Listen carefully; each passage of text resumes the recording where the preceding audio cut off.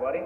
PJ Vaughn with ARDEX here. Today what I want to talk about is adding aggregate to our self-leveling underlayment and our self-leveling toppings. For example, I can add aggregate 100% by volume to ARDEX K15. What I've done is I've already mixed the ARDEX K15 in 7 quarts of water, and I've dumped it into this 6-gallon ARDEX pail. The reason I've done that is so I can use this pail to now measure and make myself a measuring device to add aggregate 100% by volume. So, other products I can do this with, for example, ARDEX K520 and also ARDEX K22F, just to name a few.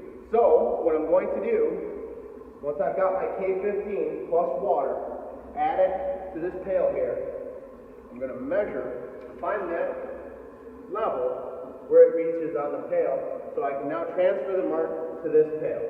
I have 12.5 inches, so I'm going to mark over here, 12.5 inches. What I'm even going to do now is add a screw to this pail, so I can see my measurement on the inside as well. Now I have a measurement on the inside of this pail.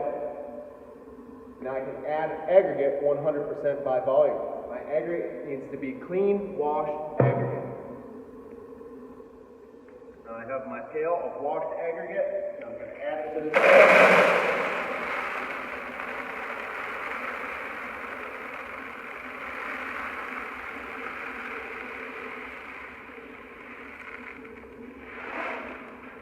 Now I've measured it up to the height that I need to be. I can now use this K15 again, add it back into my mixing barrel.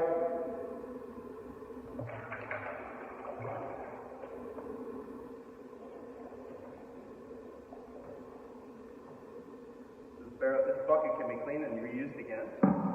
Now I can add my aggregate to my mixing barrel, and I can install my K15. Again, I can do this with a variety of ARDEX underlayments and toppings.